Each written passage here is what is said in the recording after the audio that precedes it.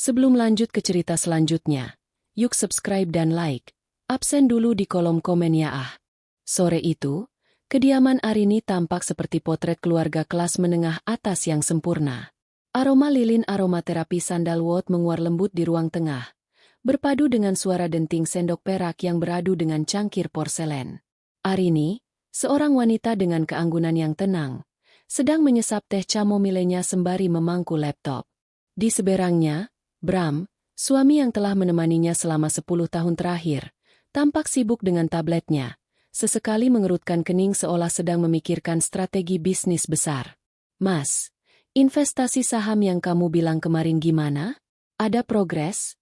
Tanya Arini lembut, memecah keheningan yang nyaman itu.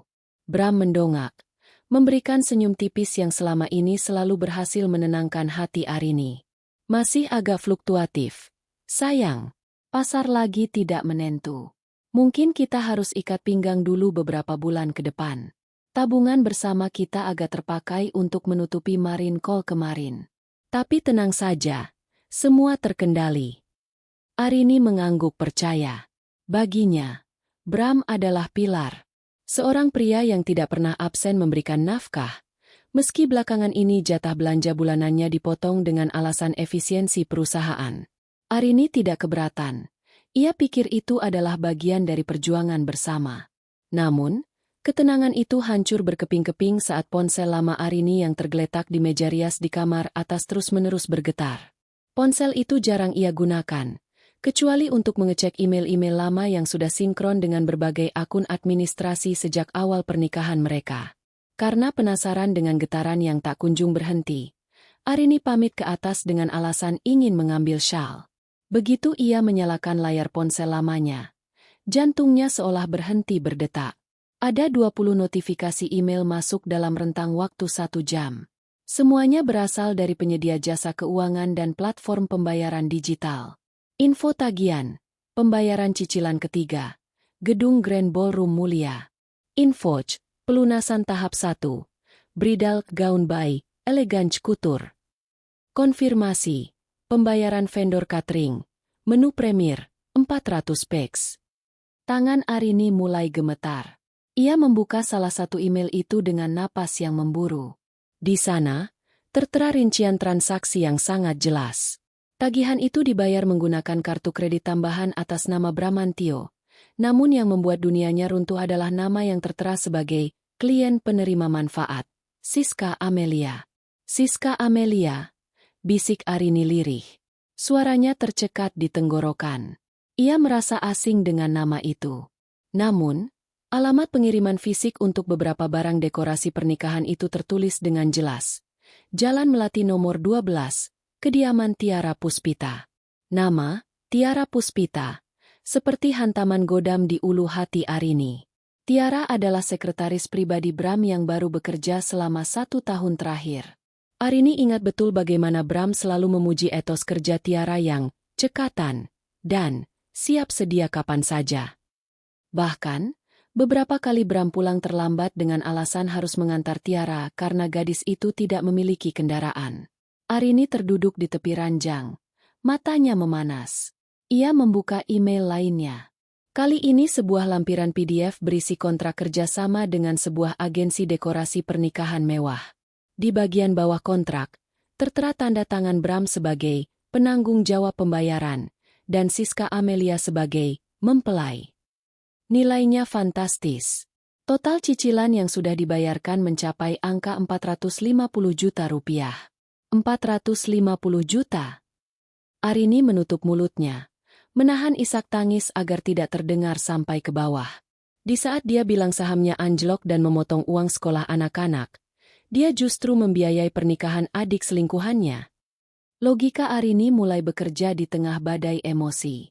Email ini masuk ke akunnya karena bertahun-tahun lalu, saat pertama kali membuat kartu kredit tambahan untuk Bram, mereka menggunakan email recovery milik Arini. Bram, dalam segala kecerobohan dan rasa percaya dirinya yang tinggi, tampaknya lupa menghapus keterkaitan akun tersebut. Setiap transaksi, setiap gesekan kartu, dan setiap cicilan yang keluar dari rekening yang seharusnya menjadi masa depan keluarga mereka, terekam rapi di sini. Arini mengusap air matanya dengan kasar. Ia melihat kembali layar ponselnya. Ada satu email baru masuk lagi. Reminder. Sisa pelunasan fotografer videografer prewedding, Siska Orendi. Di bawahnya terdapat tautan galeri foto digital. Dengan tangan gemetar, Arini mengklik tautan tersebut. Layar ponselnya menampilkan rangkaian foto-foto romantis di Bali. Di sana ada Siska, seorang gadis muda yang tampak cantik dengan gaun mahal, bersanding dengan seorang pria bernama Randy. Namun, di salah satu foto behind the scene, tampak sosok pria yang sangat Arini kenal sedang berdiri di latar belakang, memegang tas belanjaan mewah dan tersenyum bangga ke arah Siska dan seorang wanita lain yang merangkul lengan suaminya itu. Wanita itu adalah Tiara. Mereka berempat tampak seperti keluarga besar yang bahagia. Darah Arini mendidih. Ini bukan sekadar perselingkuhan biasa. Ini adalah pengkhianatan sistematis. Suaminya bukan hanya membagi hati, tapi juga merampok kesejahteraan istri sah dan anak-anaknya demi membangun citra sebagai pahlawan di keluarga simpanannya. Kamu ingin jadi pahlawan, Mas? Gumam Arini dengan nada dingin yang belum pernah ia miliki sebelumnya. Matanya yang sembab kini menatap tajam ke arah pintu kamar. Aku akan pastikan panggung yang kamu bangun dengan uangku ini akan menjadi tempat pemakaman reputasimu. Arini mendengar langkah kaki Bram menaiki tangga. Dengan cepat, ia menghapus jejak air mata, menyembunyikan ponsel lama itu di bawah tumpukan baju di lemari, dan mengambil syalnya. Saat pintu terbuka, Bram berdiri di sana dengan wajah tanpa dosa. Lama sekali, sayang, kedinginannya. Arini tersenyum. Sebuah senyuman yang tidak mencapai mata, namun cukup untuk mengelabui pria yang terlalu percaya diri di depannya. Iya, Mas. Tiba-tiba saja kepalaku agak pusing melihat angka-angka tadi. Tapi sekarang sudah jauh lebih baik. Bram mendekat, mengusap bahu Arini. Istirahatlah. Jangan terlalu banyak pikiran soal uang. Serahkan semua pada suamimu ini.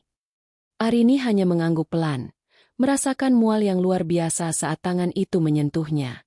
Di dalam kepalanya, ia tidak lagi memikirkan kesedihan. Ia mulai menyusun jadwal. Ia akan membiarkan cicilan ini berlanjut sampai akhir. Ia akan membiarkan mereka merasa di atas angin, sampai hari di mana semua invoice itu akan ia tagih di depan orang banyak. Pagi berikutnya, Arini terbangun dengan perasaan yang jauh berbeda dari biasanya. Jika selama bertahun-tahun ia bangun sebagai seorang istri yang penuh pengabdian, pagi ini ia bangun sebagai seorang detektif yang dingin. Di sampingnya, Bram masih terlelap. Napasnya teratur dan wajahnya tampak begitu tenang. Sebuah ketenangan yang kini terlihat menjijikkan di mata Arini. Bagaimana bisa seseorang tidur senyaman itu setelah merampok masa depan anak-anaknya sendiri? Setelah memastikan Bram berangkat ke kantor dengan bekal sapaan manis yang palsu, Arini segera bertindak. Ia tidak bisa hanya mengandalkan potongan invoice di email. Ia butuh konteks. Ia butuh wajah. Ia butuh tahu seberapa dalam akar parasit ini telah merambat di hidupnya. Arini membuka laptopnya. Namun kali ini bukan untuk urusan rumah tangga. Ia mulai menelusuri jejak digital. Nama, Siska Amelia, adalah nama yang cukup umum. Namun dengan kata kunci, Tiara Puspita, dan Randy, potongan teka-teki itu mulai menyatu. Hanya butuh waktu 30 menit bagi Arini untuk menemukan akun media sosial Siska. Akun itu tidak dikunci. Begitu halamannya terbuka, Arini merasa seolah oksigen di sekitarnya mendadak hilang. Profil Siska adalah galeri kemewahan yang disponsori oleh keringat dan air mata Arini. Ada foto Siska memamerkan cincin tunangan berlian dengan keterangan foto. Terima kasih untuk kakak ipar terbaik yang sudah mewujudkan impianku. Kakak ipar. Arini berbisik pedih. Jadi, di mata mereka, Bram adalah kakak ipar. Arini terus menggulir layar. Ia menemukan foto-foto kegiatan prewedding di sebuah villa mewah di Uluwatu, Bali. Di sana, Siska tampak sangat manja kepada Tiara, kakaknya. Namun, yang membuat jempol Arini berhenti adalah sebuah foto yang diambil dari pantulan kaca sebuah butik tas ternama. Di latar belakang, Terlihat sosok pria bertubuh tegap sedang membawa 3 kantong belanjaan besar sementara Tiara dan Siska tertawa di depan kamera. Pria itu adalah Bram. Suaminya yang kemarin mengeluh bahwa harga susu anak-anak semakin mahal dan meminta Arini untuk mencari merek yang lebih ekonomis. Kemarahan Arini kini berubah menjadi energi yang fokus. Ia harus tahu lebih banyak. Ia teringat salah satu invoice yang masuk kemarin adalah dari sebuah butik gaun pengantin bernama Gria Pengantin Kirana. Lokasinya tidak jauh dari pusat kota. Arini melirik jam dinding. Ini adalah waktu yang tepat. Biasanya, sesi fitting terakhir dilakukan di jam-jam siang. Arini berdandan dengan sangat bersahaja, kerudung yang menutupi sebagian wajah dan kacamata hitam besar. Ia mengendarai mobil kecil milik asisten rumah tangganya agar tidak dikenali jika kebetulan Bram atau supirnya lewat. Sesampainya di butik, Arini masuk dengan berpura-pura menjadi calon pelanggan yang ingin melihat-lihat koleksi. Butik itu sangat eksklusif, hanya melayani satu pelanggan besar dalam satu waktu. Arini duduk di pojok ruang tunggu yang tersembunyi oleh rak-rak kebaya mewah. Tak lama kemudian, suara tawa melengking terdengar dari pintu masuk. Pokoknya aku mau payetnya ditambah di bagian dada. Kak, Mas Bram bilang, uang bukan masalah. Dia mau aku jadi pengantin paling cantik tahun ini. Suara itu milik seorang gadis muda, sekitar awal 20-an. Itulah Siska.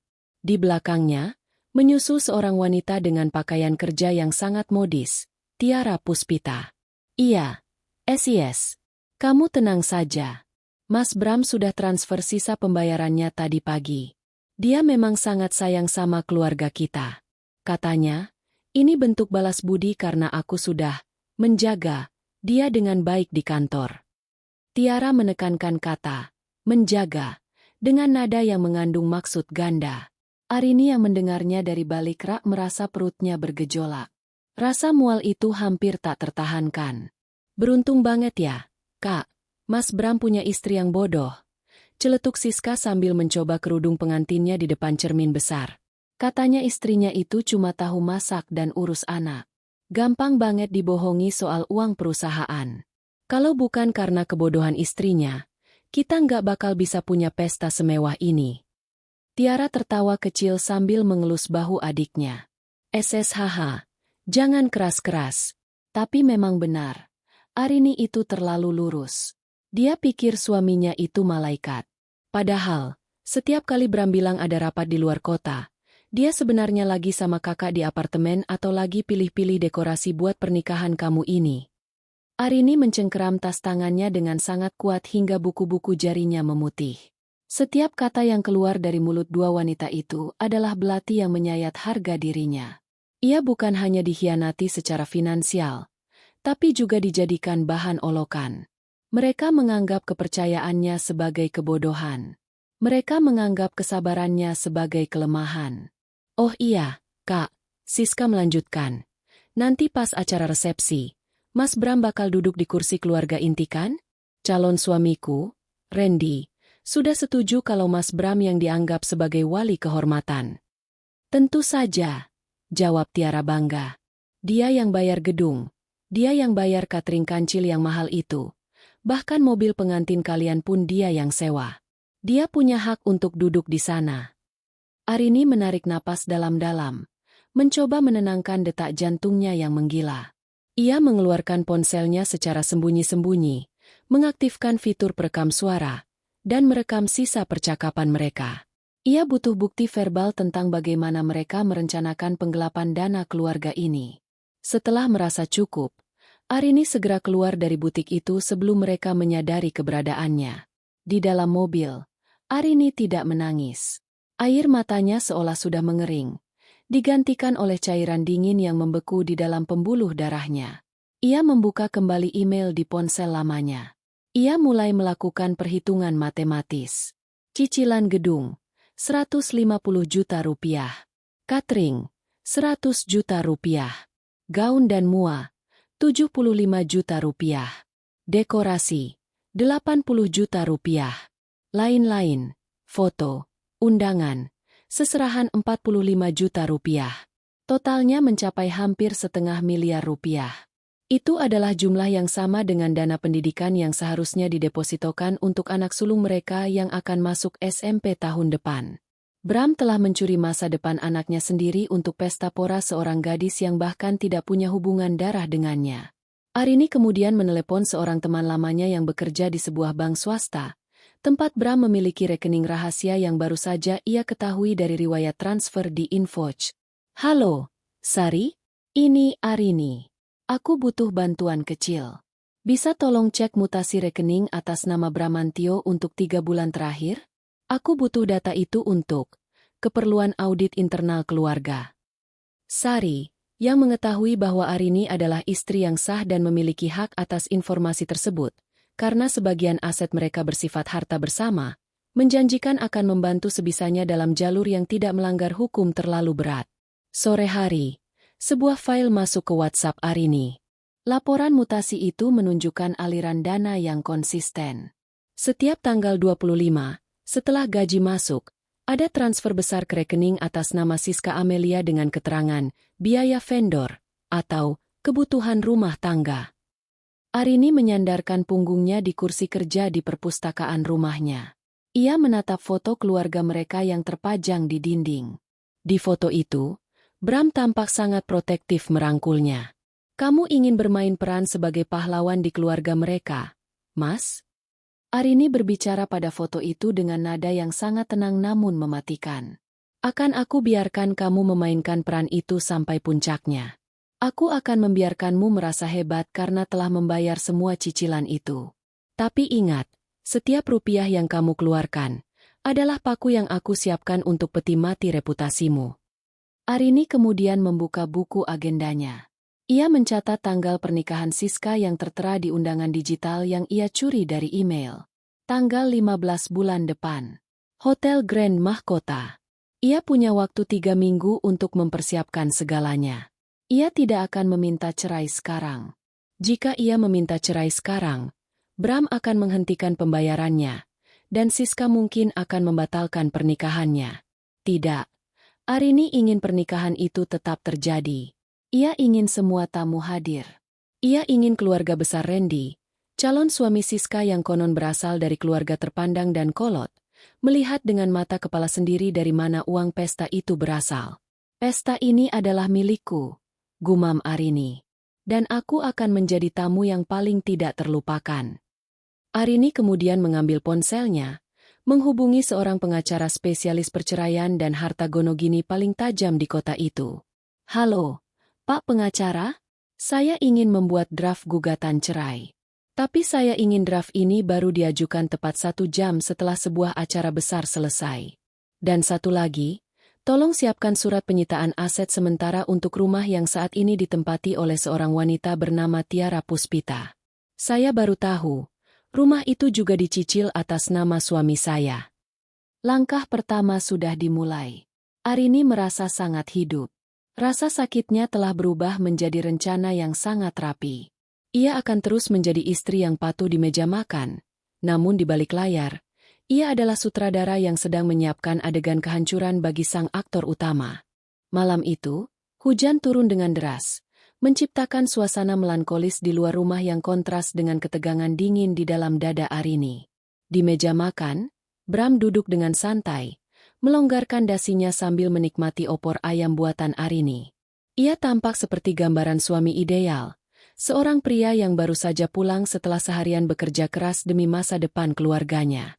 "Masakan kamu selalu juara, Rin," ujar Bram sambil menyuap nasi. "Di luar sana, meskipun aku makan di restoran mahal bareng klien, rasanya nggak ada yang bisa ngalahin sambal buatan kamu." Arini tersenyum tipis. Sebuah senyuman yang kini ia latih di depan cermin agar tidak terlihat seperti seringai muak. "Terima kasih, Mas. Aku senang kalau kamu suka. Lagi pula, di kondisi pasar yang lagi sulit begini, kita memang harus lebih sering makan di rumah, kan?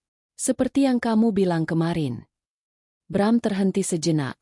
Sendoknya menggantung di udara. Ia berdehem kecil, mencoba menjaga intonasi suaranya tetap stabil. "Ah, iya. Benar sekali. Tadi siang aku cek portofolio investasi kita lagi. Sepertinya butuh waktu lebih lama untuk pulih. Mungkin jatah liburan keluarga ke Jepang akhir tahun ini harus kita tunda dulu ya. Sayang, aku nggak mau kita terlalu boros di saat kondisi perusahaan lagi fluktuatif. Arini menatap mata suaminya dalam-dalam. Di balik mata itu, ia melihat seorang pembohong ulung. Ia teringat info yang ia baca tadi sore. Sebuah pembayaran sebesar 20 juta rupiah untuk souvenir pernikahan Siska berupa pouch kulit asli yang dipesan dari perajin ternama. Uang itu sebenarnya cukup untuk tiket pesawat kedua anak mereka ke Tokyo. Nggak apa-apa, Mas. Aku mengerti, jawab Arini lembut. Tangannya mengusap jemari Bram di atas meja. Uang itu bisa kita pakai untuk hal lain yang lebih mendesak, kan? Yang penting kamu sehat dan pekerjaan lancar. Kamu memang istri yang sangat pengertian, Rin. Aku beruntung punya kamu, balas Bram, tampak lega karena Arini tidak banyak bertanya. Setelah makan malam, Bram pamit ke ruang kerjanya dengan alasan ada laporan yang harus diselesaikan. Arini tahu itu hanya alibi. Ia menunggu 10 menit, lalu berjalan tanpa suara menuju pintu ruang kerja yang sedikit terbuka. Melalui celah sempit, ia melihat Bram sedang berbicara di telepon dengan nada suara yang berubah drastis, manis, manja, dan penuh gairah. Iya, sayang sudah beres semua. Gedungnya sudah lunas. Siska sudah puaskan sama pilihan dekorasinya? Bilang sama dia. Jangan khawatir soal biaya tambahan buat after party. Mas yang atur semuanya. Bisik Bram ke telepon. Arini mengepalkan tangannya di balik daster sutranya. Tiara, dengar. Mas kangen. Besok sore Mas usahakan pulang lebih cepat. Kita ketemu di tempat biasa ya? Aku ada kado kecil buat kamu. Tanda terima kasih karena kamu sudah bantu urus semua keperluan adikmu. Istriku? Tenang saja. Dia tadi agak pusing. Paling jam 9 sudah tidur. Dia nggak bakal curiga. Arini mundur perlahan. Menjauh dari pintu. Ia kembali ke kamar. Namun bukannya tidur. Ia membuka laptopnya. Ia mulai menyusun sebuah folder rahasia di dalam cloud yang ia beri nama, Proyek Keadilan. Di dalamnya, ia mengunggah semua tangkapan layar email, rekaman suara di butik, dan mutasi rekening yang ia dapatkan dari Sari. Keesokan harinya, Arini memulai misi, pembersihan, aset. Ia menghubungi agen properti kepercayaannya. Halo, Pak Gunawan. Saya ingin menanyakan status rumah di perumahan hijau Asri yang atas nama saya. Apa bisa saya jaminkan untuk pinjaman mendesak? Atau lebih baik saya jual cepat? Arini tahu bahwa rumah yang mereka tempati sekarang adalah harta bersama. Namun ia memiliki 1 unit ruko dan 1 rumah di pinggiran kota yang merupakan warisan murni dari almarhum ayahnya. Selama ini, Bram mengelola uang sewa dari ruko itu dengan alasan membantu Arini. Ternyata, uang sewa itu juga dialihkan ke rekening Siska. Saya ingin mengambil alih kembali manajemen ruko itu, Pak Gunawan. Mulai bulan depan, semua setoran harus masuk ke rekening baru yang saya buat, bukan ke rekening suami saya lagi. Setelah mengurus asetnya, Arini beralih ke strategi selanjutnya, memantau kado kecil yang dijanjikan Bram untuk Tiara. Ia tahu Bram memiliki kebiasaan menggunakan layanan pesan antar untuk barang-barang mewah jika ia tidak sempat mampir ke toko. Arini masuk ke akun belanja online bersama mereka yang aplikasinya masih terpasang di ponselnya. Benar saja. Ada riwayat pesanan baru. Sebuah kalung emas putih dengan liontin inisial T. Alamat pengirimannya? Kantor pusat tempat mereka bekerja. Namun ditujukan untuk Ibu Tiara Puspita. Arini tersenyum dingin. Ia segera menelepon kurir internal kantor yang sudah lama ia kenal karena sering membantunya mengirimkan makan siang untuk Bram. Halo, Pak Anto? Ini Arini. Saya dengar ada paket yang masuk untuk Ibu Tiara hari ini dari toko emas. Bisa tolong foto paketnya sebelum dikirim ke mejanya? Saya hanya ingin memastikan itu barang yang benar untuk kejutan ulang tahun kantor. Tanpa curiga, Pak Anto mengirimkan foto paket tersebut. Arini menyimpan foto itu sebagai bukti lain dari perselingkuhan yang didanai oleh uang keluarga. Di hari yang sama, Arini memutuskan untuk melakukan sesuatu yang berisiko. Ia mendatangi bank tempat mereka menyimpan deposito pendidikan anak-anak. Dengan status sebagai pemilik rekening bersama, Arini meminta pengecekan saldo terakhir. Maaf, Ibu Arini, ujar petugas bank dengan wajah ragu. Saldo deposito pendidikan atas nama Ananda sudah ditarik sebagian sekitar 2 minggu yang lalu. Ada instruksi penarikan tunai sebesar 200 juta rupiah yang ditandatangani oleh Bapak Bramantio. Dunia Arini seolah berputar. Meskipun ia sudah menduganya, mendengar fakta itu secara langsung tetap terasa seperti jantungnya diremas. 200 juta. Itu adalah uang yang ia kumpulkan dari sisa uang belanja dan penghasilan tambahannya sebagai penulis lepas selama 5 tahun terakhir. Apa ada keterangan untuk penarikan itu? Tanya Arini. Suaranya bergetar namun tetap terkontrol. Di sini tertulis, keperluan investasi mendesak. Investasi mendesak untuk pernikahan Siska, batin Arini. Ia keluar dari bank dengan langkah yang mantap. Kesedihannya kini telah sepenuhnya menguap, digantikan oleh tekad yang membara. Ia tidak akan membiarkan sepeser pun uang itu kembali ke tangan Bram. Ia mulai memindahkan sisa uang di rekening bersama ke rekening pribadinya yang baru, sebuah rekening yang tidak diketahui oleh Bram. Sore harinya, Bram pulang dengan wajah berseri-seri. Ia membawakan Arini sebungkus martabak kesukaannya, sebuah taktik klasik untuk menutupi rasa bersalah setelah menghabiskan waktu dengan wanita lain. Ini buat istriku yang cantik, kata Bram sambil mengecup kening Arini. Arini menerima martabak itu dengan senyum palsu yang sempurna. Makasih, Mas. Tadi sore jadi ada rapat luar kantor. Iya, capek banget. Kliennya cerewet sekali. Tapi untungnya semua selesai dengan baik. Bohong Bram tanpa berkedip. Arini memperhatikan leher Bram. Ada bekas samar bedak atau parfum yang bukan miliknya. Aroma parfum bunga lili yang menyengat. Aroma yang sama dengan yang ia cium di butik kemarin. Mas, besok aku mau ke mall ya? Mau cari baju baru buat undangan pernikahan temanku bulan depan. Ujar Arini santai. Oh, tentu. Pakai kartu kredit yang biasanya saja. Tapi ingat ya, jangan terlalu boros, kita lagi penghematan. Bram mengingatkan dengan nada sok bijak. Arini hampir tertawa terbahak-bahak mendengar ucapan itu. Jangan terlalu boros?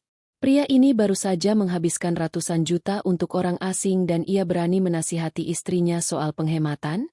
Tenang saja, Mas. Aku hanya akan membeli sesuatu yang sangat spesial. Sesuatu yang akan membuat semua orang menatapku di acara itu nanti. Baguslah. Kamu memang harus tampil cantik, kata Bram, lalu masuk ke kamar mandi untuk membersihkan sisa-sisa perselingkuhannya. Di bawah lampu ruang makan yang temaram, Arini membuka laptopnya lagi. Ia melihat kalender digitalnya. 2 minggu menuju hari pernikahan Siska. Ia mulai mengirimkan pesan singkat ke beberapa vendor yang emailnya masuk ke dia.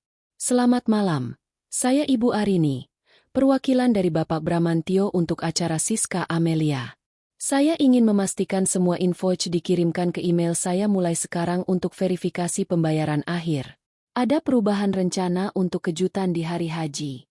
Para vendor, yang hanya peduli pada siapa yang membayar, segera menyetujui permintaan itu. Arini sekarang memiliki kendali penuh atas informasi.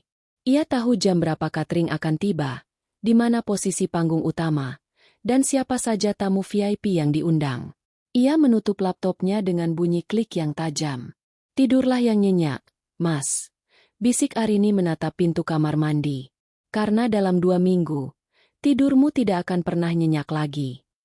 Minggu ini, udara terasa lebih berat bagi Arini, namun langkahnya justru semakin ringan. Ia merasa seperti seorang jenderal yang sedang memetakan medan tempur sebelum melancarkan serangan fajar. Bram masih saja asyik dengan perannya sebagai penyelamat keluarga Puspita. Sementara Arini mulai bergerak masuk ke jantung pertahanan lawan, para vendor pernikahan. Berbekal akses invoice yang masuk ke emailnya, Arini mendatangi kantor Mulia Wedding Organizer, perusahaan yang bertanggung jawab mengoordinasi seluruh rangkaian acara pernikahan Siska. Kantor itu terletak di sebuah gedung perkantoran elit di pusat kota. Arini datang dengan penampilan yang sangat berbeda. Ia mengenakan setelan blazer formal berwarna navy, tas tangan bermerek yang selama ini ia simpan di dalam lemari, dan kacamata hitam yang membingkai wajahnya dengan aura otoritas. Ia bukan lagi Arini si ibu rumah tangga yang bodoh, melainkan Arini si pemilik dana. Selamat siang, saya Arini Bramantio. Ucapnya tenang kepada resepsionis. Saya ingin bertemu dengan Ibu Linda, manajer proyek untuk pernikahan Siska dan Randy. Bapak Bramantio meminta saya melakukan audit terakhir pada seluruh rincian biaya. Mendengar nama Bramantio, si pembayar tunai yang royal, resepsionis itu langsung mempersilakan Arini masuk ke ruang VIP. Tak lama kemudian, Linda muncul dengan senyum lebar.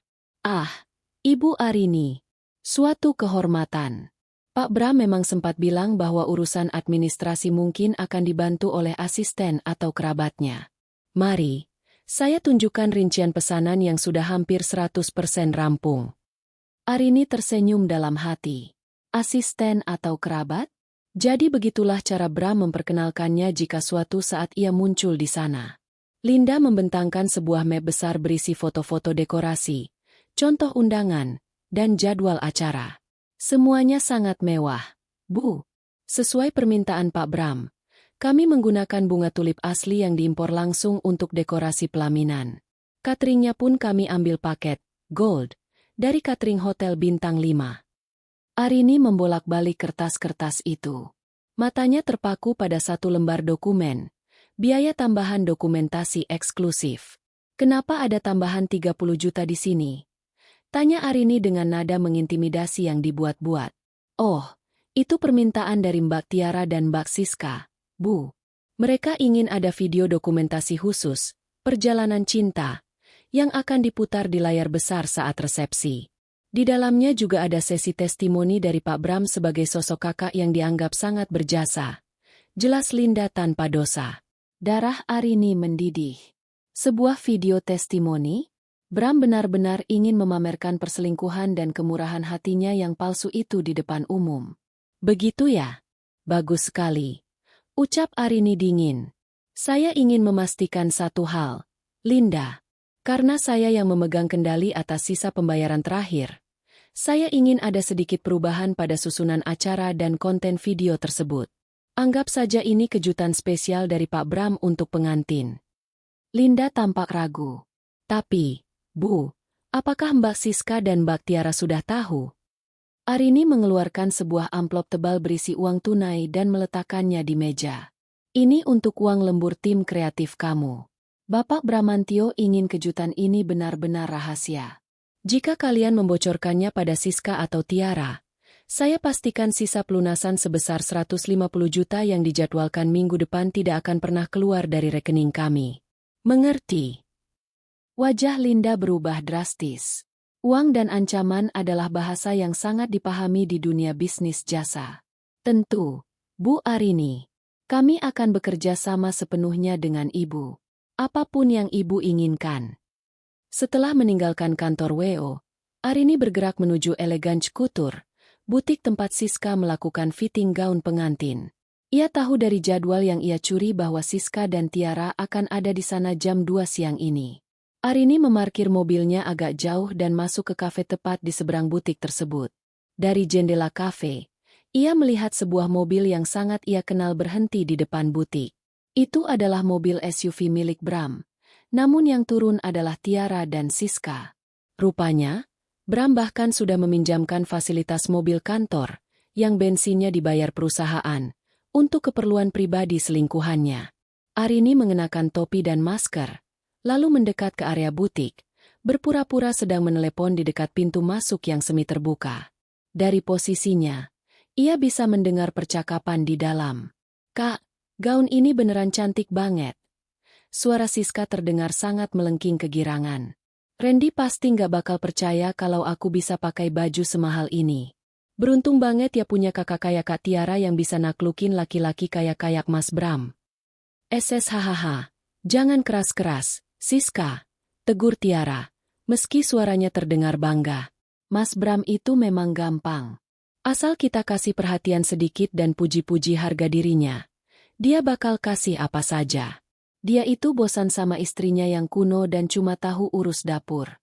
Makanya, dia senang banget pas tahu kamu mau nikah. Dia merasa jadi pahlawan yang beneran punya keluarga normal di sini. Tapi Kak, apa Mas Bram gak bakal ketahuan? Tanya Siska sambil bercermin memutar-mutar badannya dengan gaun putih berekor panjang. Ketahuan sama siapa? Arini? Aduh, dia itu wanita paling naif yang pernah kakak temui. Dia itu cuma sibuk sama cucian dan grup wa pengajian. Mas Bram bilang, uang yang dia pakai buat kamu itu dia bilang ke istrinya buat investasi saham yang lagi rugi. Dan si bodoh itu percaya saja. Keduanya tertawa terpingkal-pingkal. Suara tawa mereka terdengar seperti suara besi yang digesekkan ke telinga Arini. Sangat menyakitkan, namun sekaligus menguatkan tekadnya. Istri bodoh, ya? Arini tersenyum di balik maskernya. Mari kita lihat siapa yang akan tertawa paling keras saat pesta ini berakhir. Arini mengeluarkan ponselnya, mengambil foto mereka berdua yang sedang tertawa di depan cermin besar butik mewah itu. Ia mengirimkan foto itu ke email pribadinya, menyatukannya dengan ratusan bukti lainnya. Sesaat setelah Tiara dan Siska pergi, Arini masuk ke butik tersebut. Ia disambut oleh pemilik butik yang tampak lelah menghadapi permintaan Siska yang banyak. Selamat siang. Saya ingin bertanya tentang gaun yang baru saja dicoba oleh Siska Amelia, kata Arini. Oh, ibu kerabatnya juga, tanya si pemilik butik. Saya adalah orang yang membayar tagihan kartu kredit yang digunakan untuk DP gaun itu, jawab Arini sambil menunjukkan mutasi transaksi di ponselnya. Nama saya Arini. Saya ingin memesan sebuah gaun lagi. Bukan untuk pengantin, tapi untuk saya sendiri. Saya ingin gaun berwarna merah darah, yang paling elegan, paling mencolok, dan paling mahal yang pernah Anda buat. Saya ingin gaun itu selesai tepat di hari yang sama dengan selesainya gaun Siska. Si pemilik butik terperangah. Merah, Bu? Tapi biasanya tamu menggunakan warna yang lebih kalem agar tidak menutupi pengantin. Justru itu tujuannya, jawab Arini dengan nada dingin yang membuat si pemilik butik merinding. Saya ingin semua mata tertuju pada saya, bukan pada dia. Dan satu lagi, saya ingin Anda memastikan bahwa gaun Siska dikirim ke alamat yang akan saya berikan nanti, bukan ke rumah Tiara. Saya ingin mengontrol kapan gaun itu sampai ke tangannya. Keluar dari butik, Arini merasa kepalanya berdenyut. Ia menuju mobilnya dan duduk diam di balik kemudi selama beberapa menit. Ia melihat ke arah pantulan dirinya di spion. Wajahnya tampak pucat, namun matanya menyala. Ia teringat anak-anaknya. Anak-anak yang bulan depan seharusnya mulai mendaftar ke sekolah impian mereka dengan uang deposito yang kini telah berpindah menjadi bunga-bunga tulip di pelaminan Siska. Maafkan ibu, nak, bisik Arini. Ibu harus menggunakan sisa uang kita untuk sebuah pertunjukan besar. Tapi ibu janji, setelah ini, kita akan mendapatkan semuanya kembali. Berkali-kali lipat. Arini kemudian menyalakan mesin mobilnya. Ia memiliki satu tujuan lagi sebelum pulang ke rumah dan berpura-pura menjadi istri yang manis di depan Bram, kantor pengacara. Ia harus memastikan bahwa setiap aset yang dibeli Bram untuk Tiara, termasuk apartemen dan mobil, tercatat sebagai objek sitaan dalam gugatan cerainya nanti. Di jalan, ponselnya berbunyi. Pesan singkat dari Bram. Sayang, malam ini Mas pulang agak malam lagi ya. Ada meeting mendadak dengan vendor baru. Kamu makan duluan saja sama anak-anak. I love you. Arini membalasnya dengan tenang.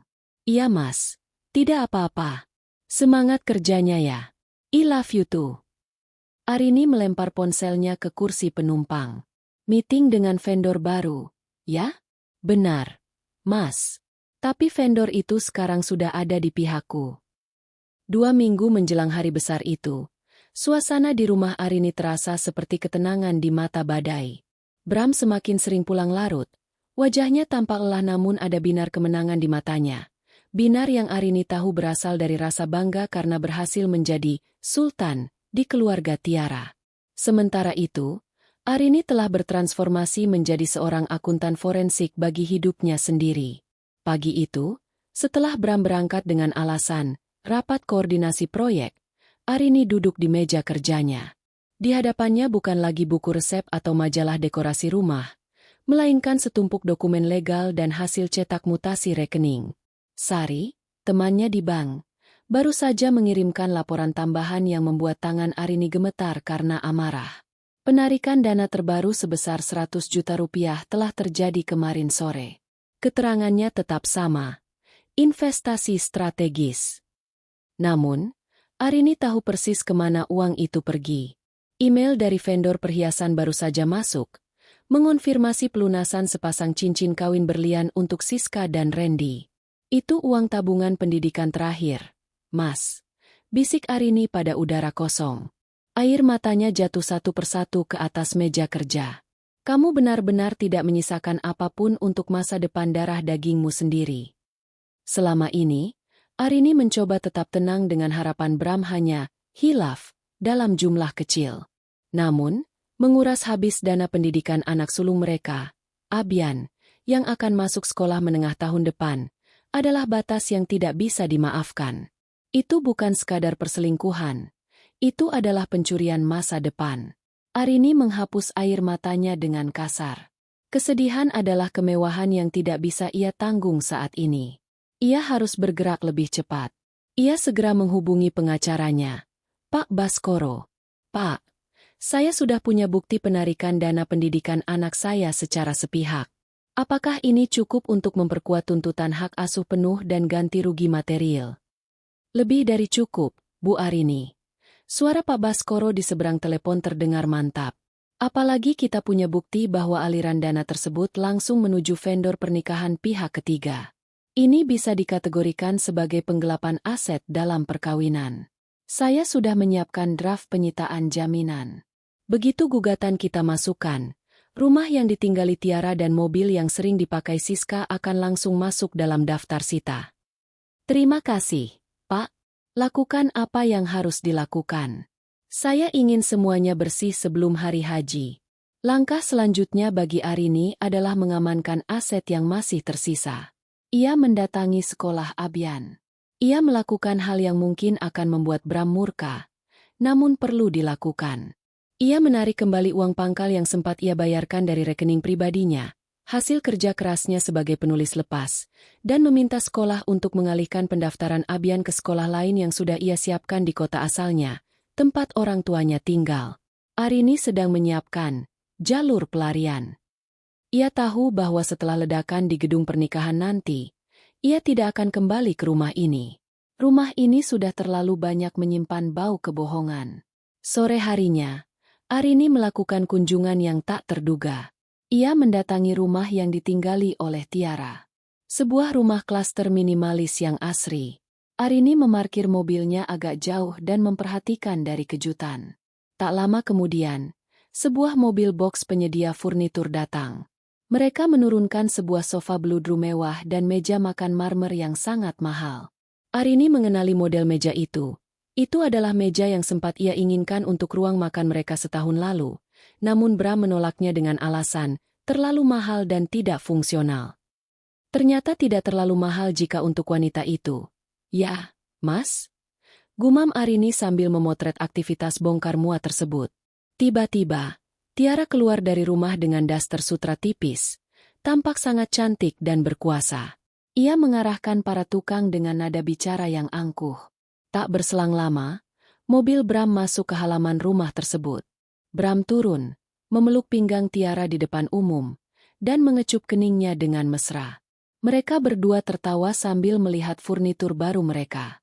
Pemandangan itu seperti belati yang diputar-putar di ulu hati Arini.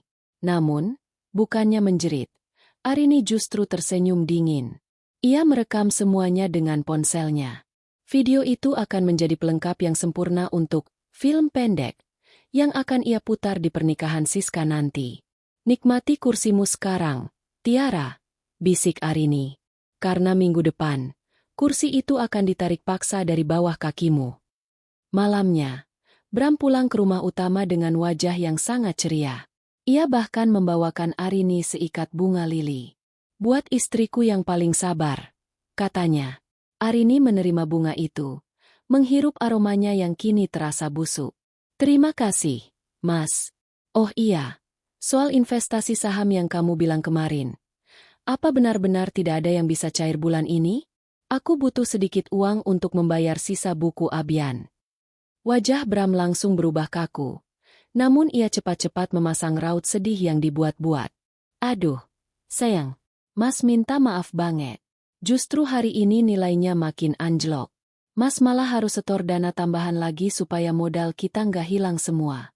Sabar ya, mungkin bulan depan baru bisa kita ambil sedikit. Setor dana tambahan? Maksudmu cicilan catering terakhir? Batin Arini. Begitu ya? Ya sudah, Mas. Aku percaya sama kamu. Kamu kan pahlawan keluarga ini. Ucap Arini sambil menatap mata Bram dengan tatapan yang sulit diartikan. Bram tampak sedikit canggung mendengar kata pahlawan. Namun egonya yang besar menepis keraguan itu. Iya, kamu tenang saja. Semua akan indah pada waktunya.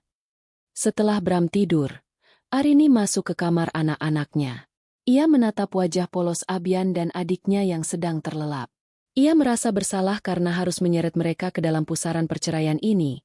Namun ia tahu bahwa membiarkan mereka tumbuh di bawah asuhan ayah yang pencuri dan pembohong adalah hal yang lebih buruk. Arini kembali ke laptopnya. Ia membuka email terakhir dari vendor dokumentasi yang sudah ia suap. Ibu Arini. Video kejutan sudah selesai kami edit sesuai instruksi Ibu. Kami memasukkan semua klip yang Ibu kirimkan di bagian tengah presentasi, Perjalanan Cinta. Kami pastikan tim IT kami akan mengunci file ini agar tidak bisa diubah lagi oleh Mbak Tiara sebelum acara dimulai. Arini memutar video tersebut. Awalnya, video itu tampak seperti kompilasi foto masa kecil Siska dan Tiara yang menyentuh.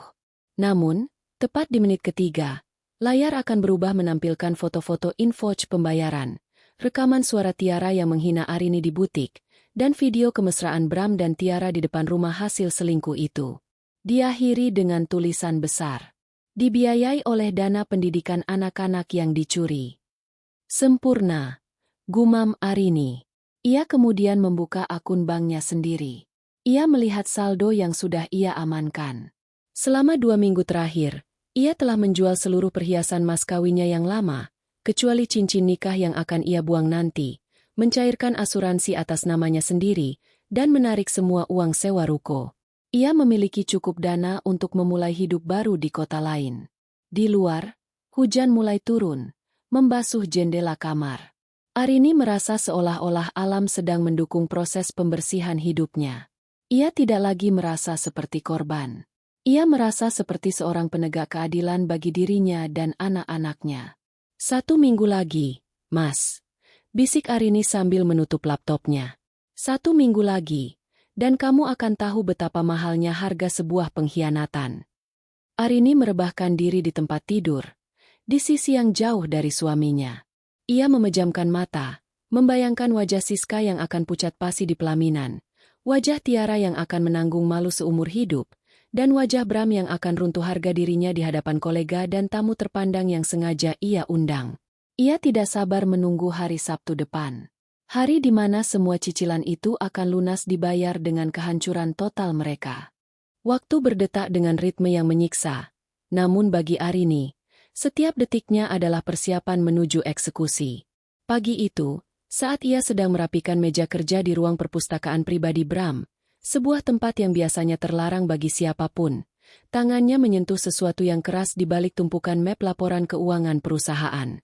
Sebuah amplop tebal berwarna rose gold dengan tekstur bludru yang mewah. Arini menariknya keluar dengan ujung jari yang dingin. Di bagian depan, terukir inisial emas, SOR. Begitu ia membukanya, aroma parfum mahal menguar, menyengat penciumannya. Itu adalah undangan fisik pernikahan Siska dan Randy. Desainnya sangat glamor, lengkap dengan segel lilin, waksil, dan pita sutra. Di dalamnya tertera nama hotel bintang 5 paling bergengsi di Jakarta sebagai venue acara. Namun, yang membuat napas Arini tercekat bukan kemewahan kertasnya, melainkan barisan nama di bagian turut mengundang. Di sana, di urutan teratas keluarga mempelai wanita, tertulis dengan jelas, Bramantio Tiara Puspita. Arini terduduk di kursi kerja Bram. Namanya sama sekali tidak ada di sana. Di atas kertas itu, Bram dan Tiara diposisikan sebagai pasangan sah, sebagai tuan rumah yang menyambut tamu. Bram benar-benar telah menghapus eksistensi Arini dalam kehidupan sosial yang ia bangun bersama selingkuhannya. Jadi, kamu sudah menganggap dia sebagai istrimu di depan dunia, Mas? Arini berbisik pedih. Dan aku? Aku hanya sekadar pengasuh anak dan penjaga rumah bagimu. Rasa sakit itu hanya bertahan sedetik, sebelum akhirnya mengeras menjadi tekad baja. Arini segera memotret undangan itu dari berbagai sudut. Ia juga menemukan daftar tamu yang terselip di dalam amplop tersebut. Bram ternyata mengundang beberapa kolega bisnis penting, termasuk atasan mereka di perusahaan pusat dan beberapa klien besar yang selama ini mengenal Arini sebagai istri Bram yang santun. Ini luar biasa, gumam Arini dengan tawa pahit. Kamu mengundang orang-orang yang mengenalku untuk melihatmu bersanding dengan wanita lain. Kamu benar-benar sudah kehilangan akal sehat karena nafsu dan kesombonganmu. Arini segera mengirimkan pesan kepada Pak Baskoro, pengacaranya. Pak, saya menemukan undangan fisiknya. Nama saya dihilangkan dan diganti dengan nama selingkuhannya sebagai tuan rumah. Tolong tambahkan ini ke dalam bukti pencemaran nama baik dan pelanggaran etika dalam gugatan. Setelah itu, Arini melakukan langkah yang sangat berani. Ia menghubungi nomor kontak yang tertera di undangan sebagai RSVP.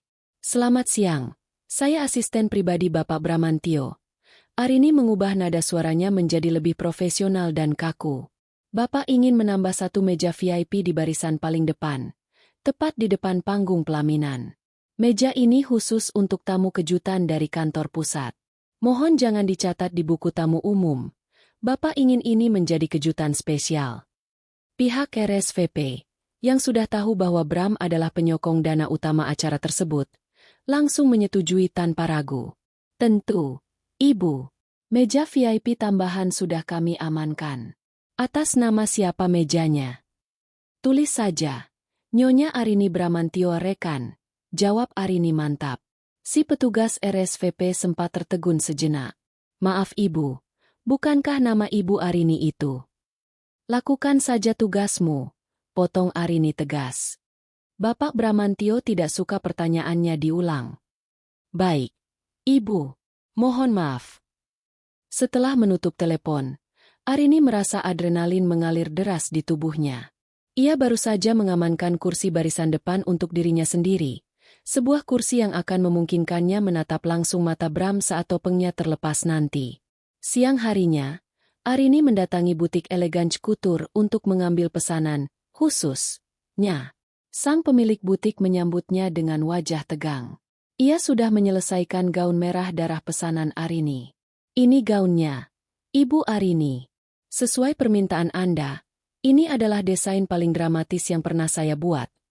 Ucap sang desainer sambil membuka kain penutup manekin. Arini terpana. Gaun itu sangat indah, namun sekaligus mengintimidasi. Warnanya bukan merah terang yang norak, melainkan merah gelap yang dalam, warna kemarahan yang elegan. Potongannya sangat pas di badan, menunjukkan lekukan tubuh Arini yang selama ini ia sembunyikan di balik baju-baju longgar. Ada aksen jubah panjang di bagian bahu yang memberikan kesan seperti seorang ratu yang siap berperang. Sempurna, kata Arini sambil menyentuh kainnya. Bagaimana dengan gaun Siska? Sudah selesai juga, Bu. Rencananya akan diambil sore ini oleh Mbak Tiara. Jangan berikan padanya. Perintah Arini tenang. Katakan ada sedikit masalah pada payet di bagian punggung dan butuh waktu 2 hari lagi untuk perbaikan. Kirimkan gaun itu ke alamat ini tepat 1 hari sebelum hari H. Langsung ke hotel. Pastikan Siska tidak bisa mencobanya lagi sampai pagi hari pernikahan. Si desainer menelan ludah. Namun ia teringat uang tambahan yang sudah Arini transfer. Baik, Bu. Saya mengerti. Keluar dari butik, Arini merasa setiap potongan rencananya sudah terkunci. Ia memiliki bukti finansial, ia memiliki bukti perselingkuhan, ia memiliki akses ke acara, dan ia memiliki seragam perangnya. Namun, tantangan terberat datang sore itu saat ia sampai di rumah. Bram pulang lebih awal dan tampak sangat sibuk menyiapkan setelan jasnya. Rin, besok lusa Mas ada acara gala dinner besar di kantor pusat. Temanya sangat formal. Jadi mungkin Mas nggak akan pulang sampai pagi karena harus menginap di hotel dekat lokasi. Kamu nggak apa-apa kan di rumah sama anak-anak? Tanya Bram sambil mencoba dasinya di depan cermin. Arini memperhatikan Bram. Dasi yang ia pakai adalah dasi sutra baru yang tidak pernah Arini belikan. Gala dinner. Mas? Wah, pasti penting sekali ya sampai harus menginap. Sahut Arini sambil membantu merapikan kerah baju Bram. Apa aku perlu ikut? Biasanya istri para direksi juga diundang, kan? Bram tampak sedikit panik. Nggak usah, sayang. Ini khusus internal manajemen saja. Sangat membosankan buat kamu. Lebih baik kamu istirahat di rumah. Lagi pula, anak-anak lagi banyak tugas sekolah, kan? Arini tersenyum. Sebuah senyuman yang kini terasa seperti sayatan pisau. Iya, Mas. Kamu benar. Aku akan di rumah saja, menjaga apa yang masih tersisa di sini. Bram tidak menangkap nada sarkasme dalam suara Arini. Ia justru merasa lega karena istrinya begitu mudah dibohongi. Ia mengecup dahi Arini singkat.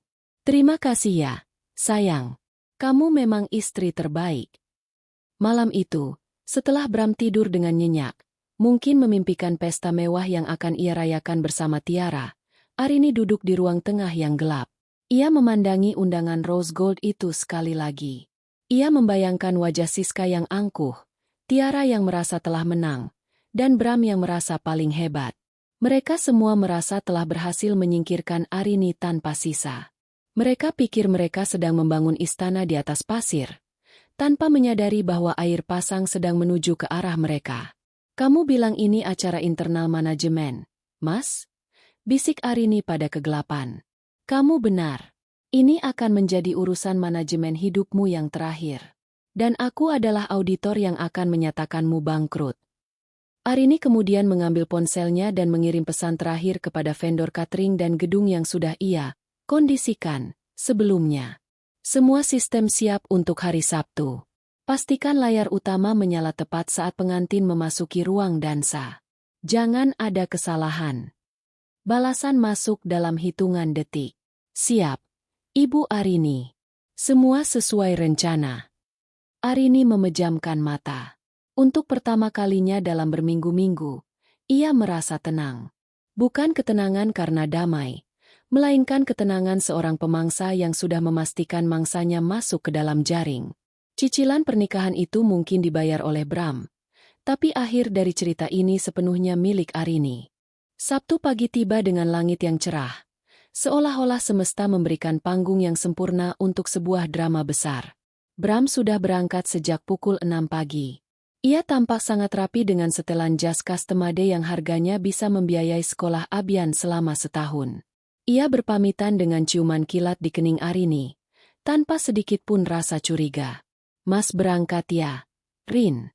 Doakan acaranya lancar.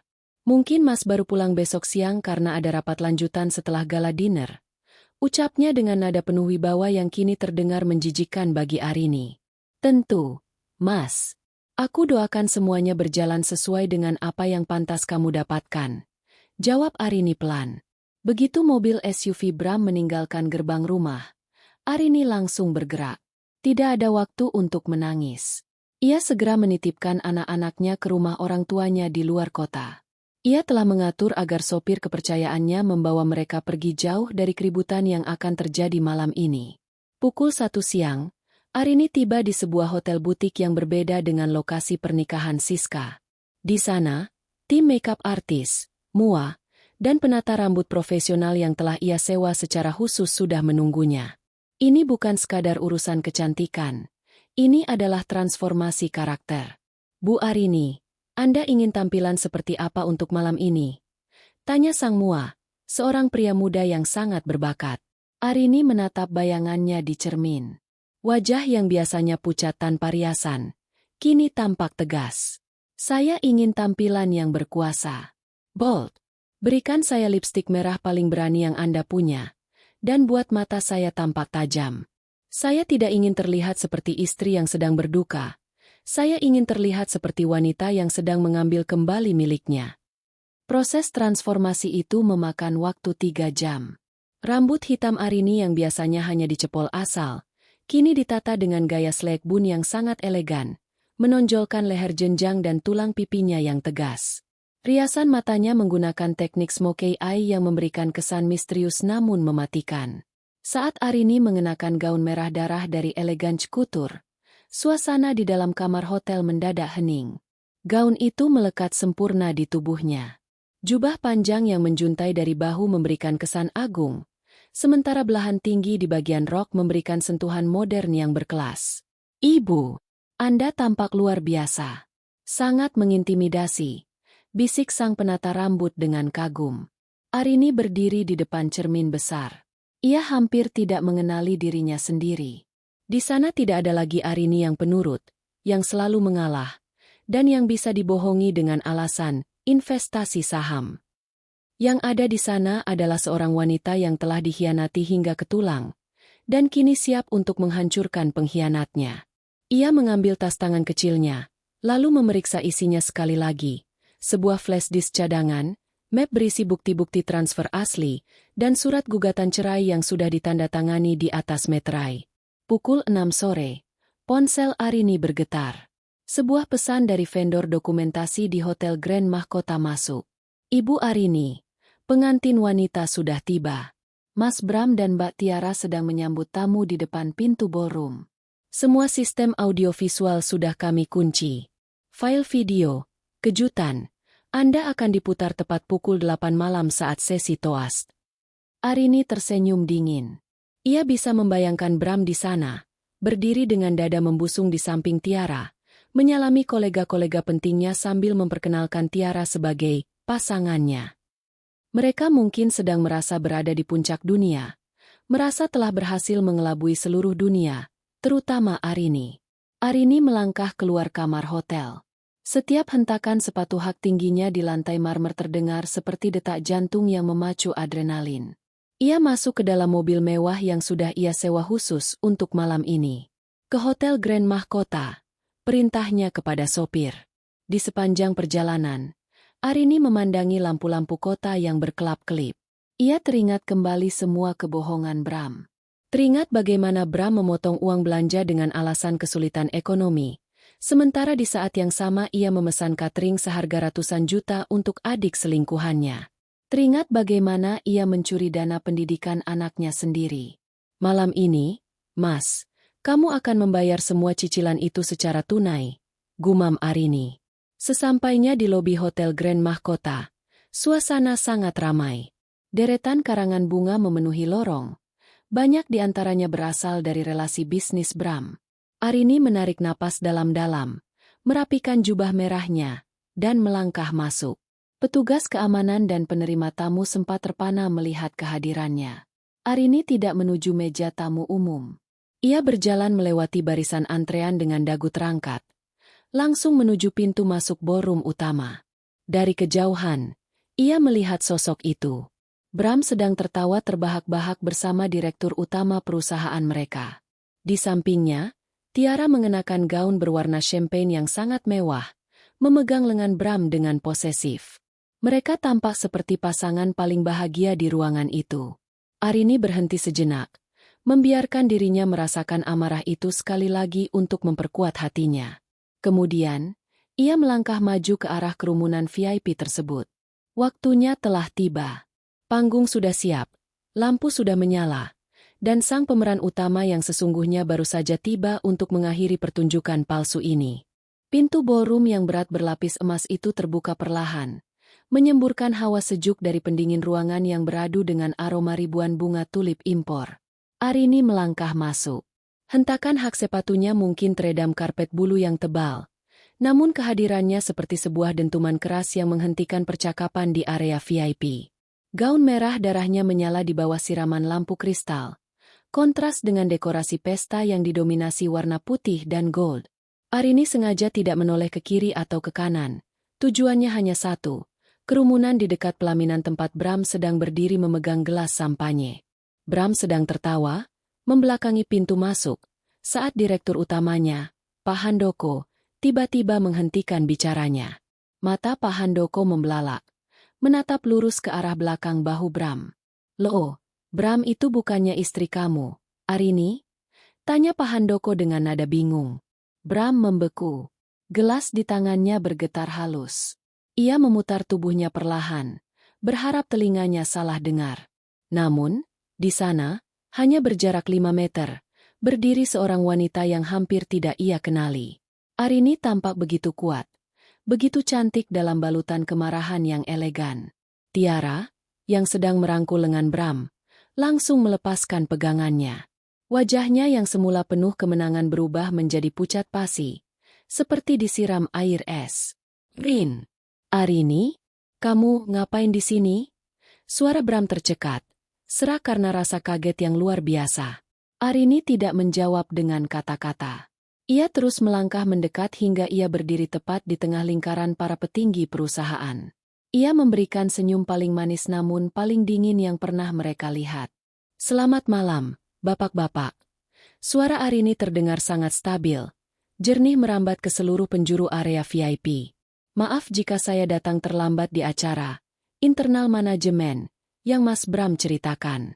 Sepertinya suamiku lupa memberiku seragam yang sama dengan sekretarisnya. Mata Arini melirik tajam ke arah Tiara yang kini berusaha bersembunyi di balik punggung Bram. Para kolega bisnis Bram mulai saling berbisik.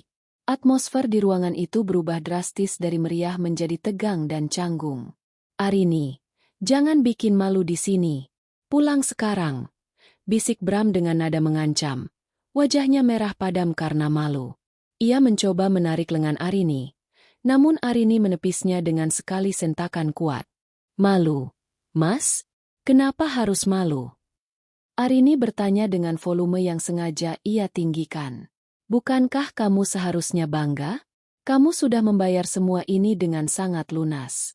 Cicilan gedung, catering, bahkan gaun pengantin yang dipakai Siska, adik dari pasanganmu, malam ini, semuanya dibayar menggunakan uang yang seharusnya menjadi masa depan anak-anak kita. Kamu adalah donatur tunggal di sini. Kenapa harus sembunyi? Cukup. Arini, kamu sudah gila. Teriak Siska yang tiba-tiba muncul dari arah pelaminan bersama calon suaminya, Randy. Siska tampak sangat murka karena merasa momen istimewanya diganggu. Ini hari bahagiaku. Jangan berani-beraninya kamu merusaknya dengan fitnah murahan. Arini menatap Siska dari atas ke bawah. Gaun pengantin itu memang indah. Namun Arini tahu persis berapa nilai transaksi yang tercatat di emailnya untuk kain itu. Fitnah, Siska. Arini membuka tas tangannya dan mengeluarkan selembar salinan invoice catering yang sudah ia siapkan. Ia melemparkannya ke atas meja VIP, tepat di depan Pak Handoko dan tamu-tamu lainnya. Silakan dibaca. Pak, ini adalah bukti transfer dari rekening pendidikan anak saya yang ditarik oleh Bramantio bulan lalu. Dan di sana tertulis jelas alamat pengirimannya. Catering untuk pernikahan Siska Amelia. Randy, calon suami Siska, mengambil kertas itu dengan tangan gemetar. Wajahnya yang semula bangga kini berubah menjadi penuh keraguan. Keluarga Randy yang dikenal kolot dan menjunjung tinggi kehormatan mulai mendekat dengan raut wajah tidak suka. Mas Bram, selesaikan ini sekarang atau aku. Tiara mulai terisak fiktif, mencoba memancing simpati Bram. Atau apa, Tiara? Potong Arini cepat. Atau kamu akan mengancam untuk membatalkan rencana tinggal di rumah baru yang dicicil Mas Bram atas namamu? Rumah yang surat sitaannya sudah ditandatangani oleh pengacara saya sore tadi. Duar, kata, penyitaan, dan pengacara, membuat Bram nyaris ambruk. Ia tidak menyangka Arini yang naif bisa bergerak sejauh ini tanpa ia sadari. Tepat saat itu, pembawa acara di atas panggung mengumumkan dengan suara riang. Dan sekarang, mari kita saksikan video perjalanan cinta yang sangat menyentuh dari Siska dan Randy, serta testimoni dari sosok yang telah mewujudkan pernikahan ini. Lampu ballroom mulai meredup. Layar raksasa di belakang pelaminan menyala. Bram memandang layar itu dengan harapan terakhir. Ia berharap video itu adalah video yang asli yang ia pesan. Namun, Arini hanya berdiri dengan tenang, melipat tangan di dada. Ia tahu bahwa tim kreatif yang ia suap telah menjalankan tugasnya dengan sempurna. Mas, lihatlah ke layar. Bisik Arini tepat di telinga Bram. Nikmatilah hasil investasimu. Musik romantis mulai terdengar, namun apa yang muncul di layar bukanlah foto masa kecil Siska, melainkan foto close-up wajah Bram dan Tiara yang sedang berciuman di depan rumah baru mereka, diikuti oleh deretan angka-angka cicilan pernikahan yang berjalan seperti teks film horor bagi mereka. Seluruh tamu di ballroom mendadak sunyi senyap. Hanya ada suara napas tertahan dan bisikan-bisikan yang mulai berubah menjadi sorakan penghinaan. Layar raksasa berukuran 10 meter di belakang pelaminan itu biasanya menampilkan bunga-bunga yang bermekaran atau kutipan ayat-ayat suci tentang pernikahan. Namun malam ini, layar itu berubah menjadi cermin dosa yang memantulkan kebusukan di balik kemegahan pesta. Musik romantis yang mendayu-dayu tiba-tiba terputus oleh suara statis yang tajam, digantikan oleh audio rekaman yang jernih. Itu adalah suara Tiara di butik tempo hari. Arini itu terlalu lurus, dia pikir suaminya itu malaikat. Padahal, setiap kali Bram bilang ada rapat di luar kota, dia sebenarnya lagi sama kakak di apartemen. Seluruh tamu undangan, yang jumlahnya hampir 500 orang, mendadak membeku. Garpu dan sendok berdenting jatuh di atas piring porselen. Keheningan yang mencekam menyelimuti ballroom mewah itu, hanya menyisakan suara Tiara yang bergema di setiap sudut ruangan melalui pengeras suara berkekuatan ribuan watt. Di layar, muncul slide yang disusun dengan sangat rapi oleh Arini. Bukan foto masa kecil Siska, melainkan tangkapan layar Rainforge catering, dekorasi, hingga perhiasan berlian yang dipakai Siska saat ini.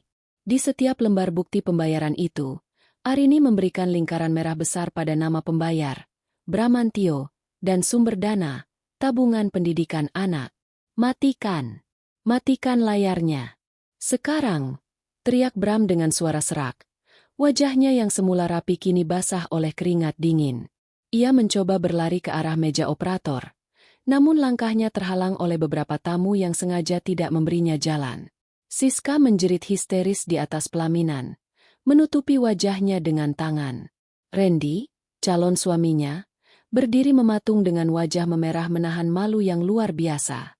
Keluarga besar Randy, yang dikenal sebagai keluarga pengusaha kolot yang sangat menjaga reputasi, mulai berdiri dari kursi mereka dengan wajah penuh penghinaan. Arini tidak membiarkan kekacauan itu berhenti di sana. Dengan langkah yang anggun namun penuh otoritas, ia menaiki anak tangga menuju panggung pelaminan. Ia melewati Siska yang sedang terisak dan Randy yang terguncang, lalu merebut mikrofon dari tangan pembawa acara yang sudah gemetar ketakutan. "Selamat malam, hadirin sekalian." Suara Arini menggelegar, tenang namun penuh tekanan. Ia berdiri di tengah panggung, di bawah sorotan lampu follow spot yang membuatnya tampak seperti Dewi Keadilan berbaju merah. Bram berdiri di bawah panggung, menatap istrinya dengan tatapan memohon sekaligus penuh kebencian. "Saya minta maaf karena telah mengganggu santap malam Anda yang lezat.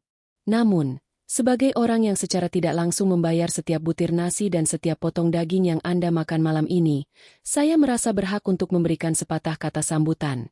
Arini menjeda kalimatnya, memberikan senyum tipis yang mematikan ke arah kerumunan. Banyak yang bertanya-tanya, siapa sponsor tunggal di balik kemewahan pesta ini? Siapa pria dermawan yang bersedia melunasi ratusan juta cicilan untuk pernikahan Siska Amelia? Arini mengarahkan telunjuknya tepat ke arah Bram. "Pria itu adalah suami saya, Bramantio. Pahlawan bagi adik dari gundiknya, namun pencuri bagi masa depan anak-anaknya sendiri." Suasana semakin riuh. Bisik-bisik berubah menjadi gumaman keras. Beberapa tamu bahkan mulai mengambil ponsel mereka untuk merekam kejadian langka ini. "Tadi kalian melihat angka-angka di layar," lanjut Arini. Suaranya naik satu nada. 200 juta dari dana pendidikan putra sulung saya ditarik untuk membayar gedung ini. 50 juta dari jatah sekolah putri bungsu saya dipakai untuk membeli cincin berlian yang sekarang melingkar di jari Siska. Dan rumah yang sekarang ditempati Tiara Puspita? Itu adalah harta bersama yang cicilannya dibayar dari pemotongan uang belanja saya selama 2 tahun terakhir. Arini menoleh ke arah Siska yang masih menangis. "Siska, gaun yang kamu pakai itu sangat cantik. Harganya setara dengan biaya kuliah kakakmu jika dia mau bekerja jujur, bukan dengan merusak rumah tangga orang lain. Pakailah dengan bangga, karena itu adalah gaun terakhir yang akan kamu dapatkan dari uang saya." Siska jatuh terduduk di lantai pelaminan, merusak tatanan dekorasi bunga tulip yang mahal. Randy akhirnya bergerak, bukan untuk menolong Siska, melainkan untuk melepaskan bunga yang tersemat di jasnya dan melemparkannya ke lantai. Kita selesai, Siska. Keluarga saya tidak akan pernah menerima menantu dari keluarga penipu dan perebut suami orang, ucap Randy dingin, lalu berjalan turun dari panggung tanpa menoleh lagi. Ibu dari Randy ikut berdiri, menatap Tiara dengan tatapan jijik. Jalang. Desisnya cukup keras hingga terdengar oleh tamu di barisan depan. Keluarga mempelai pria pun berbondong-bondong meninggalkan ruangan, menciptakan eksodus besar yang memalukan di tengah acara. Arini menatap Bram yang kini berdiri sendirian di tengah lantai dansa yang kosong. Kolega bisnisnya, termasuk Pak Handoko, sudah menjauh darinya seolah-olah Bram adalah pengidap wabah yang menular. Mas Bram, panggil Arini melalui mikrofon. Bram mendongak, matanya kosong. Kamu bilang investasi sahammu sedang turun? Kamu benar. Hari ini, nilai saham pribadimu di mata dunia sudah menyentuh angka 0. Kamu tidak hanya kehilangan uang, kamu kehilangan kehormatan, karir, dan keluarga yang tulus mencintaimu. Arini mengambil sebuah map coklat yang sejak tadi ia pegang. Ia berjalan turun dari panggung, mendekati Bram yang sudah kehilangan tenaganya. Di hadapan para tamu yang tersisa dan di bawah sorotan kamera ponsel, Arini menyodorkan map tersebut. Ini adalah cicilan terakhir yang saya bayarkan untukmu, Mas. Ucap Arini dengan suara pelan namun tajam. Gugatan cerai, tuntutan hak asuh penuh, dan surat penyitaan aset sementara. Besok pagi, tim pengacara saya akan memastikan rumah yang kamu tempati bersama Tiara digembok. Silakan bawa pakaianmu dalam kantong plastik. Karena bahkan lemari itu pun dibeli dengan uang saya. Bram mencoba meraih tangan Arini. Rin, tolong kita bicara di rumah. Aku hilaf. Rin, aku sayang kamu dan anak-anak. Arini menarik tangannya dengan jijik. Jangan sebut nama anak-anak dengan mulut yang sudah terbiasa berbohong itu. Kamu bukan hilaf, Bram. Kamu jahat. Kamu menikmati proses mencuri dari kami untuk memuaskan egomu sebagai pria hebat di depan wanita itu. Arini menoleh ke arah Tiara yang mencoba menyelinap keluar. Tiara, jangan pergi dulu. Kamu belum mengucapkan terima kasih pada donatur pernikahan adikmu, kan? Nikmatilah malam ini, karena mulai besok, kamu akan tahu rasanya hidup tanpa fasilitas yang kamu curi dari keluarga saya. Arini kemudian berbalik. Ia tidak lagi peduli pada kekacauan di belakangnya. Ia berjalan menuju pintu keluar ballroom dengan kepala tegak. Jubah merahnya berkibar, menyapu lantai yang kini dipenuhi kertas-kertas bukti dosa suaminya. Di pintu keluar, ia bertemu dengan Pak Handoko. Direktur utama itu menatap Arini dengan rasa hormat yang baru. Arini, saya minta maaf atas perilaku staf saya. Besok pagi, saya akan meninjau kembali posisi Bram di perusahaan. Kami tidak butuh manajer yang tidak bisa mengelola integritas pribadinya sendiri. Arini hanya mengangguk sopan. Terima kasih, Pak. Tapi mulai besok, apapun yang terjadi pada Bram bukan lagi urusan saya. Begitu sampai di lobi hotel, Arini merasakan udara malam menyentuh wajahnya. Ia menarik napas panjang. Beban berat yang selama berminggu-minggu menghimpit dadanya seolah menguap ke langit. Ia telah membayar harga yang mahal untuk pertunjukan ini, namun kepuasan melihat keadilan ditegakkan di depan mata publik adalah kemewahan yang tak ternilai. Pesta itu mungkin hancur, namun hidup Arini baru saja dimulai kembali. 3 bulan berlalu sejak malam yang kemudian dijuluki oleh kalangan sosialita kota sebagai resepsi berdarah. Bagi Arini, malam itu bukan hanya akhir dari sebuah pengkhianatan, tetapi fajar bagi kehidupan barunya. Ia kini duduk di sebuah kafe kecil di pinggiran kota asalnya, menyesap kopi sembari menatap layar laptop yang menampilkan draft terakhir buku barunya, sebuah memoir tentang kekuatan seorang wanita untuk bangkit dari abu kehancuran. Kehidupan Bram, sebaliknya, runtuh secepat kartu domino yang dijatuhkan. 1 hari setelah kejadian di hotel, Pak Handoko menepati janjinya.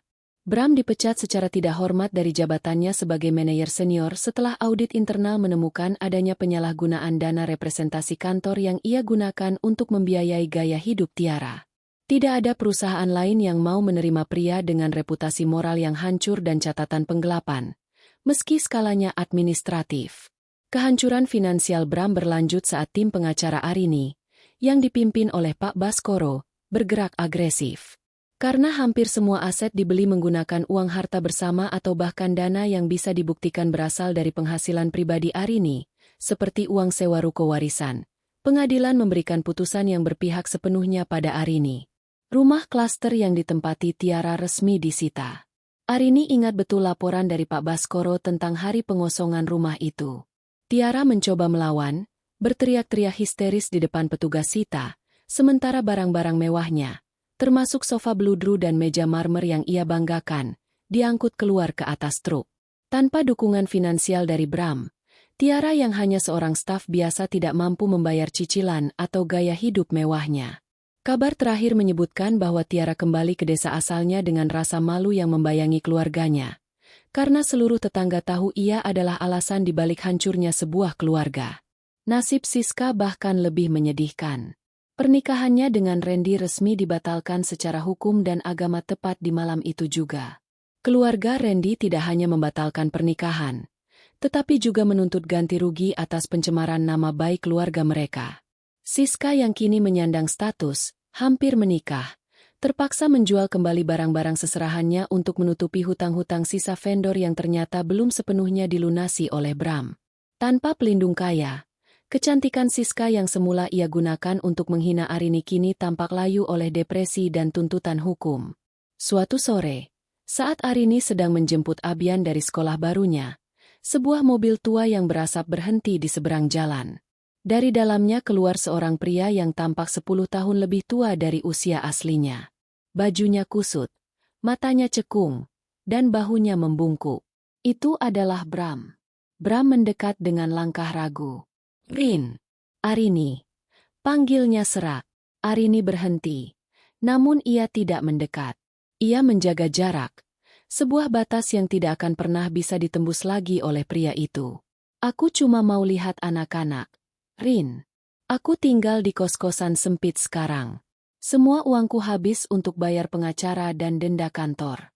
Aku kangen rumah kita," ucap Bram dengan suara bergetar, mencoba memancing iba. Arini menatap pria itu, namun ia tidak merasakan kebencian lagi. Yang ia rasakan hanyalah kekosongan. Rumah itu sudah dijual, Mas, dan uangnya sudah masuk ke dana perwalian anak-anak. Kamu tidak merindukan rumah, kamu hanya merindukan kenyamanan yang kamu curi dari kami. Aku sudah putus sama Tiara, Rin. Dia pergi begitu aku nggak punya apa-apa lagi. Ternyata kamu benar, dia cuma parasit. Lanjut Bram lagi. Air mata mulai mengalir di pipinya. Arini tersenyum tipis. Sebuah senyuman penuh kedamaian. "Itu bukan urusanku lagi, Mas. Kamu yang memilih untuk membangun istana di atas pasir. Jadi jangan kaget kalau air pasang meruntuhkannya. Kamu punya waktu kunjungan sebulan sekali sesuai putusan pengadilan. Tapi itu pun jika anak-anak mau. Untuk sekarang, tolong pergi. Kami ada janji makan malam." Arini berbalik, menggandeng tangan Abian yang menatap ayahnya dengan tatapan asing. Abian tidak lagi melihat pahlawan dalam sosok pria itu. Ia hanya melihat seorang asing yang pernah menyakiti ibunya. Saat mobil Arini melaju meninggalkan tempat itu, ia melihat melalui spion sosok Bram yang berdiri sendirian di trotoar, mengecil dan akhirnya menghilang di tikungan jalan. Itulah gambaran akhir dari keserakahan. Kesepian di tengah keramaian. Malam itu, di rumah barunya yang sederhana namun hangat dan penuh tawa, Arini menutup agendanya. Ia telah melunasi semua cicilan, rasa sakitnya. Ia tidak lagi menoleh ke belakang untuk menghitung kerugian, karena di depannya, masa depan membentang luas dan cerah. Arini Bramantio, tidak, kini ia hanya Arini, telah mengambil kembali kemudinya. Dan kali ini, tidak akan ada orang lain yang diizinkan merampasnya lagi. Tamat.